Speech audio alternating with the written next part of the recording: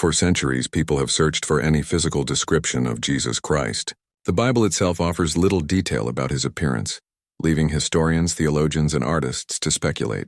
But then an ancient letter surfaced, a letter attributed to Publius Lentulus, a supposed Roman governor of Judea before Pontius Pilate. This letter claims to reveal the true physical features of Jesus, describing him in striking detail. But is this letter authentic? Does it actually uncover a hidden truth about Jesus? Or is it simply a historical hoax? To understand the reality behind the letter of Lentulus, we need to explore its origins, its content, and the controversy surrounding it. The letter of Lentulus is said to be an official Roman report written by Publius Lentulus, supposedly sent to the Roman Senate. In it, he describes Jesus as a man of unmatched beauty with golden hair, serene eyes, and a divine aura that set him apart from all others. According to the letter, Jesus had a noble stature, wavy chestnut-colored hair, and a face that radiated both wisdom and kindness.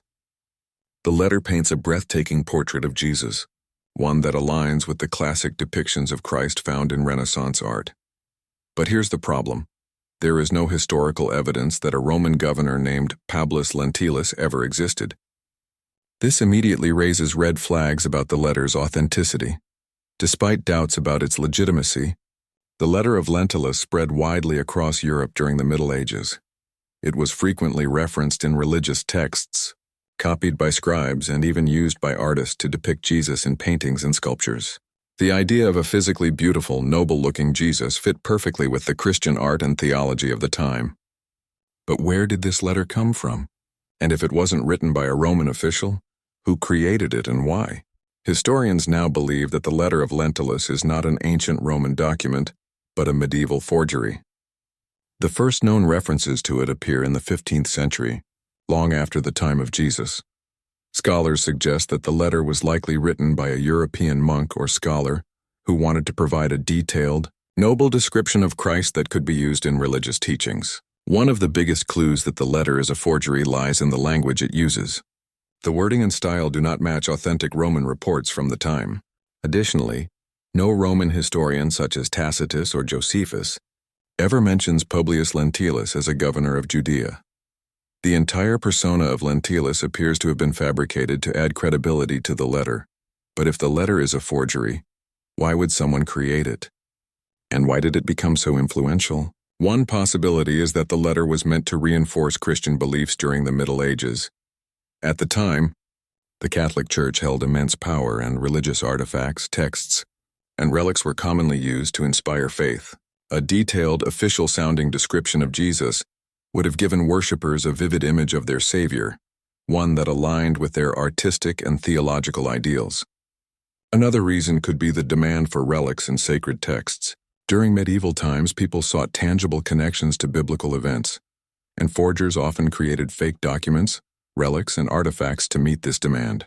The letter of Lentulus might have been one such creation, designed to add historical weight to the idea of a majestic, European-looking Christ. But here's where things get even more intriguing. Did the letter influence how Jesus is depicted today? If you look at most classic depictions of Jesus, especially in European and Renaissance art, you'll notice a pattern. He is often shown as a tall, fair-skinned man with long, flowing hair and a calm, noble expression. This version of Jesus doesn't necessarily match descriptions of men from first-century Judea, but it does match the image described in the letter of Lentulus. Could this medieval forgery have played a role in shaping our modern perception of Jesus? Some scholars believe so. Over time, artists and theologians drew inspiration from the letter, reinforcing its description of Christ.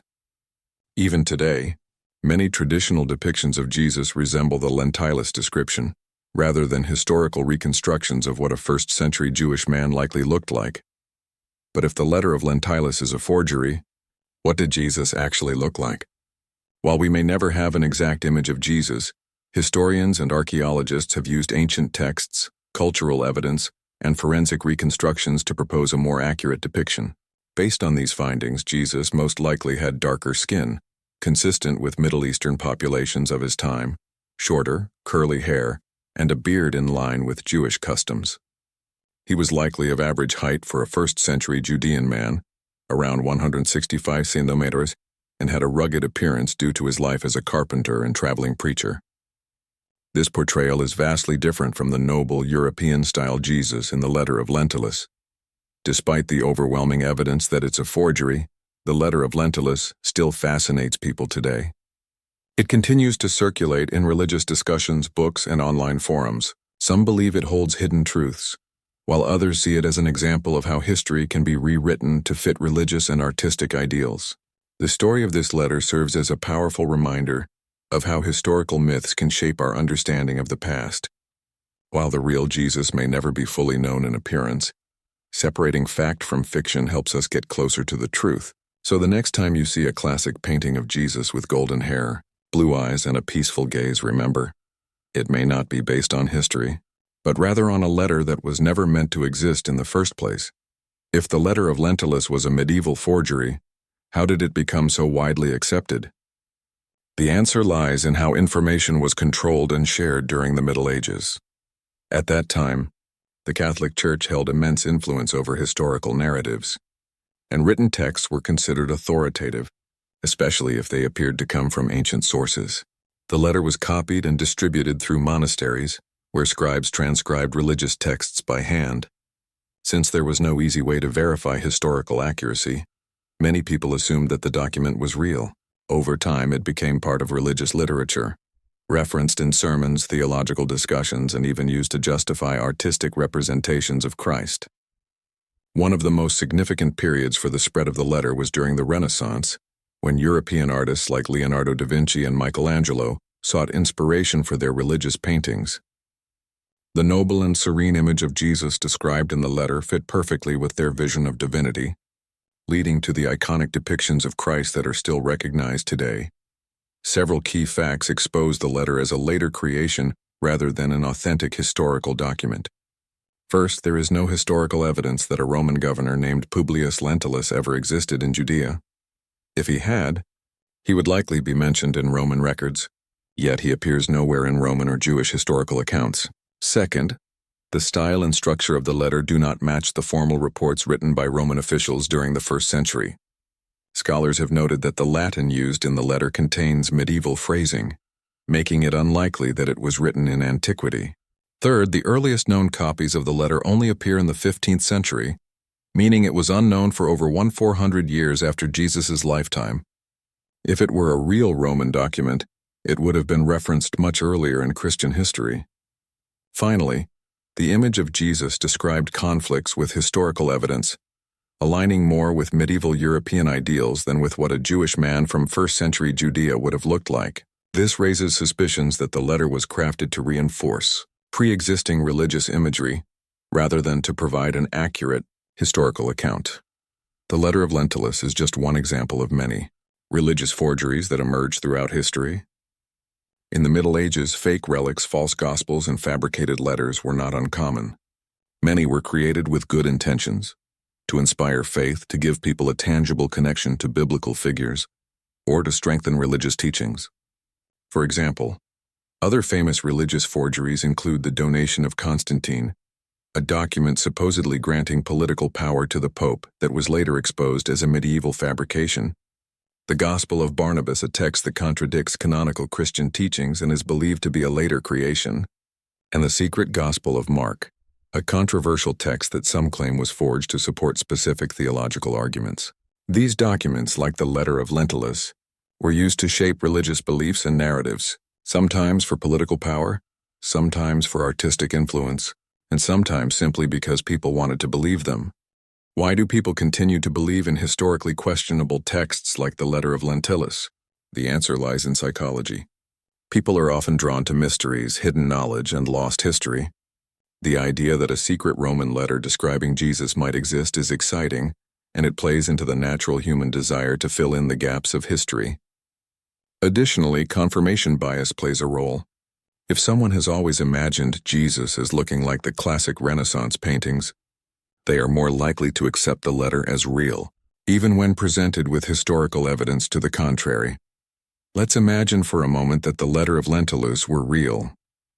What would that mean? It would be the only known physical description of Jesus from his own time, making it one of the most important historical discoveries in religious history. It would provide insight into how Jesus was perceived by the Romans, potentially confirming aspects of his presence, his influence, and even his divinity. It could reshape Christian iconography, forcing historians and theologians to reevaluate centuries of artistic tradition. But since we know the letter is a medieval invention, it instead serves as a lesson in historical skepticism. It reminds us to question the sources of our information and to separate faith from fabricated history. In modern times, scholars and religious leaders have started to reconsider the traditional image of Jesus. Scientific reconstructions based on archaeology and cultural anthropology suggest that Jesus was likely a Middle Eastern man with dark skin, short curly hair, and a beard, a far cry from the European-looking Christ of Renaissance art.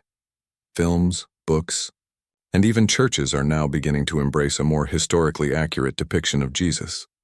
While the letter of Lentulus has contributed to centuries of artistic tradition, many are now recognizing it for what it truly is, a beautiful but fictionalized account of Christ's appearance.